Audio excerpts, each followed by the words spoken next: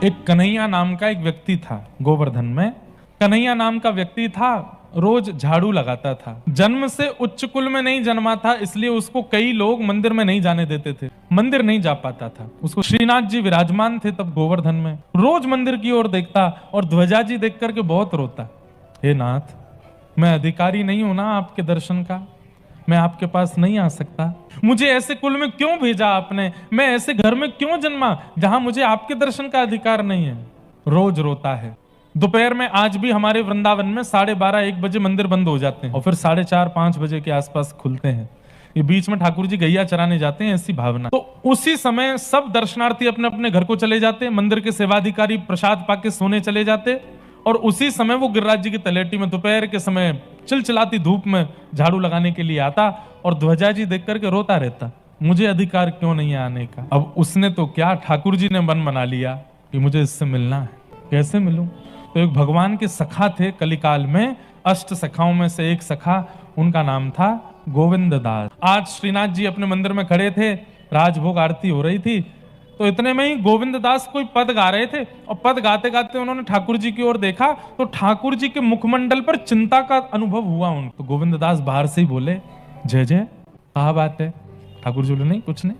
नहीं नहीं, आज चिंतित लग रहे हो आप, कोई बात की चिंता है आपको? नहीं, सब ठीक है, कोई ऐसी बात नहीं। बोले, नहीं नहीं, बताओ ना जय जय, मैं पूरी करूंगा, जो आप कहोगे सेवा में करूंगा, आप काय बात को चिंतित हो? ठाकुर जी बोले, दाल बाटी खावे को मन है रो में। अरे तो यहाँ में चिंता की क्या बात है, अभी रसोईया जी से जाकर के मैं कह दूंगा, रसोई में बढ़िया दाल बाटी आपके काज बन जाएगी और भोग लग जाएगा। ठाकुर जी बोले, ना रसोई की ना पानी।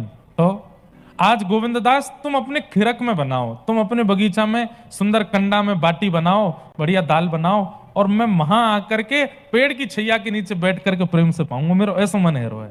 गोविंद दास बोले, जय जय, अगर गुसाई जी को पता चल गई तो? बोले, यही मारे तो मैं कह रहा हूं, चुप कहते कि गुसाई जी को नहीं बतानी, मैं आऊंगा। तो गोविंद दास बोले, ठीक है, तो फिर जय जय मैं जा रहा हूं, जल्दी तैयारी करूं और आप 1.5-2 घंटा बाद आ जाइयो, तब तक सब तैयारी हो जाएगी। ठाकुर जी बोले, हाँ, तब तक राजभोग आरती भी हो जाएगी, सब चले जाएंगे, मैं आ जाऊंगा। यहाँ राजभोग आरती हुई, आरती के बाद ठाकुर जी के कपाट बंद कर दिए गए, सब मंदिर के लोग अपने अपने घर को चले गए, दर्शनार्थी चले गए। दोपहर का समय हो गया और वो कन्हैया झाड़ू लगाता हुआ आया। इतने में ही ठाकुर जी मंदिर से बाहर निकल के ऊपर गिरिराज जी पर डोल रहे हैं और वो कन्हैया रोता रोता केवल झाड़ू लगाता रहता, मुझे कब मिलेंगे, मुझे कब प्राप्त होंगे, मुझे कब दर्शन होंगे, मैं अधिकारी क्यों नहीं हूं इस दर्शन का। इतने में ही ठाकुर जी जोर जोर से चिल्लाने लगे ऊपर से। और क्या चिल्ला रहे हैं? अरे कांटो लग गो, अरे मेरे पाम में कांटो चलो गो, अरे भैया कोई आओ, जल्दी ते आए करके या कांटे को निकाल दो, बहुत दर्द है रो है, बहुत पीड़ा है रो, अरे भैया मैं तो मर गो, अरे भैया मेरे तो लग गई। नीचे वो कन्हैया झाड़ू लगा रहा था, उसने आगे पीछे देखी आवाज कहां से आ रही है। तभी ठाकुर जी, दारी के आगे पीछे देख रहा हूं, ऊपर देख, मेरे लगो कांटो। जैसे उसने दृष्टि ऊपर करके देखा, स्वर्ण का तिरछा मुकुट ठाकुर जी के धरा है, ऐसी सुंदर बढ़िया पीतांबरी पहनी है, श्याम वर्ण की कांति है, कमल जैसे नेत्र हैं। अब तो वो कन्हैया जैसे ही ऊपर देखे, उसके तो शरीर में कंपायमान होने लगा। नीचे से बोलो, तुम कौन हो? बोले, परिचय बाद में पूछियो, पहले ऊपर आए कि मेरे कांटो निकार। अरे मैं ऊपर ना चढ़ सकूं, मैं गिरिराज जी पे चढ़वे को मेरा अधिकार नहीं है। ठाकुर जी गुस्सा करके बोले, कोई देख ना रो तो कोई कछु नहीं कहेगो, तू ऊपर आ, जल्दी मेरो कांटो देख, रक्त निकरवे वारो है। अरे कितनो निष्ठुर है, जिनके चरणन में कभी कोई पीड़ा नहीं है जाए, ऐसी योजना देवता भी बना में, तू उनके चरणन की पीड़ा कैसे सुन सके, जल्दी आ। नीचे से कन्हैया बोले, एक बार बता दो तुम हो कौन? बोले, मैं वही हूं जो मंदिर में दर्शन दूं। बोले, आप श्रीनाथ जी हो, आप ठाकुर जी हो, आप वृंदावन चंद्र हो, आप नंदनंदन हो? बोले, हाँ। पहले तो नाचन लगो, दूर से बलैया लेने लगो, नेत्रन से अश्रु बहान लगो, मेरे ठाकुर जी आज मुझको दिख गए। ठाकुर जी बोले, जे सब बाद में करियो, पहले मेरे पास आ जा। कन्हैया ऊपर चढ़ गए हो, गिर रहा, पहली बार चढ़ा है जन्म लेने के बाद, आज पहली बार ऊपर चढ़ा। ऊपर जाकर जैसे जैसे ठाकुर जी के पास जावे, बैठ करके रोने लगे, कभी नाचने लगे, पागल सा होने लगा ठाकुर जी को देख करके। जैसे ही ऊपर पहुंचो, ठाकुर जी बोले, ले मेरो पाम पकड़। जिन चरणों को ठाकुर जी किसी को प्रदान नहीं करते, तुरंत उसकी गोद में धर दिए ठाकुर जी ने, ले अब यहां में से कांटो निकाल। जो विचार नहीं किया था उसने, वो तक ठाकुर जी ने दे दिया। अब वो कांटा निकाले, उसके तो हाथ पांव कांप रहे, कैसे कांटा निकलेगा? ठाकुर जी बोले, गहरो चलोगो कांटो, हाथनते ना निकलेगो, मोहते निकलेगो, मोहते निकाल। अब वो ठाकुर जी का मुखमंडल, ठाकुर जी का चरण अपने मुख की ओर ले जाता है और जिन चरणों की रज को ब्रह्मादि देवता भी खड़े रहते हैं, एक कणिका मिल जाए केवल चरणों की, वो नहीं मिल पाती। अपने दांतों से कांटा निकालने लगा, नेत्र सजल हो गए। अब कांटा तो बहाना था, ठाकुर हाँ निकर गो। कन्हैया आंखें लाल पड़ी हैं उसकी, नेत्रों से अश्रु गिर रहे हैं, सिर पर हाथ फेर रहे हैं ठाकुर जी, अपने हृदय से लगा रहे। बोले चल अब तुम को अपने कंधा पे बैठा ले। बोले मेरे ऊपर बैठेंगे नाथ, मैं ऊंचे कुल का नहीं हूं, मैं छू भी नहीं सकता आपको। बोले तू बात मत बनावे, चल बैठ जा नीचे बैठा दियो। उसके दोनों कंधों पे अपने पैर लटका लिए, सिर पकड़ लियो। बोले चल। बोले कहां?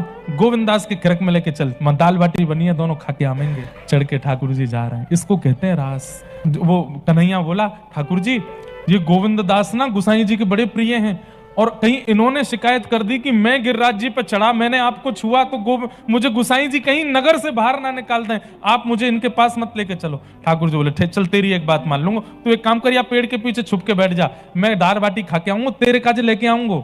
सोचिए, इसको कहते हैं रास। ठाकुर जी गए, गोविंद दास की खिरक में पहुंचे। गोविंद दास आहा मेरे नंद नंदन आए हैं, मेरे लाडले आए हैं, मेरे प्यारे ठाकुर जी आए, बिराजो बैठा दिए ठाकुर जी।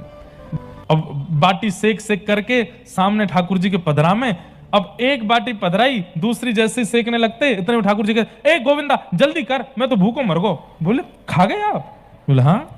ठाकुर जी नेक खामे और बाकी बच्ची भाई अपनी जेब में धर लें, वाके काजी लेके जानी है। कन्हैया खड़ो पीछे। जहां ठाकुर जी की प्रसादी में 10-12 बाटियां आती, आज ठाकुर जी 30 बाटी खा गए, दोनों जेबन में भर गई।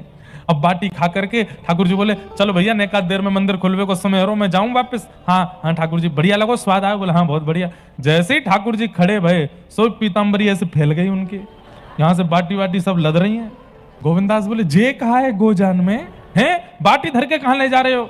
ठाकुर जी बोले नहीं मुझको रात में भूख लगेगी, तो मैं सोची रात में। अरे तुमने तो एको नहीं खाई, सबरी गोजा में धल नहीं, तुरंत हाथ पकड़ लियो। सही बताओ कौन के काज लेके जा रहे हो? प्रिया जी ने मंगाई है, पर प्रिया जी तो आज छिक्के राजभोग कर चुकी हैं, वो तो पामेंगी नहीं। कौन के काज लेके जा रहे? तुम्हें मेरी सौगंध है, सही बताओ कौन आयो तुम्हारे संग में, कौन आयो जल्दी बताओ। गोविंदास बाहर जाके देखने लगे तो कन्हैया दूर से झांक रहा था, और झांकता हुआ कन्हैया गोविंदास को दिख गया। अरे ये तो कन्हैया है, ये हमारे गिरिराज जी में झाड़ू लगावे इतकुआ। अरे कन्हैया सांची बता कहा बात है? तो कन्हैया डर के मारे बोले मोकू नगर से मत ने करवाई हूं। गोविंदास जी बोले नहीं करवाऊंगा, तो सांची बता। बोले जय ने ऊपर बुलाई लियो, अपने पावन को कांटों ने करवायो, और रोवे सो रोवे, मुंह पे बड़ी कृपा। अरे मेरे तो प्राण चले जाए अभी, मुंह को ऐसा दर्शन। बोले तेने गिरिराज जी पे चढ़ गो तू? बोले हाँ। अरे वो सब छोड़, तेने गोवर्धननाथ छू लिए? बोले मोहते और छुए, कांटों ने कारवे के, इन नहीं कही मोते। गोविंदास बोले हैं इस सबरे नियम, यहाँ पे हम नहा के परेशान है गए, सुबह जामेंगे तो नहा के जाएंगे, शाम को जाएंगे तो नहा के जाएंगे, अपरस में रहो, यहाँ मत छुओ वहां मत छुओ, इतने नियमन को ध्यान रखो, मुंह पे कपड़ा लगा के प्रसाद बनाओ, अपनी एक बूंद भी नहीं चली जाए वहां में, हमारे काज इतने नियम, और खुद के काज कोई नियम नहीं। कन्हैया की गोद में बैठ के डोल रहे हो? ठाकुर जी बोले तो मैं जय ना हूं? बोले जय हो तो खुद नियमन को पालन नहीं करोगे?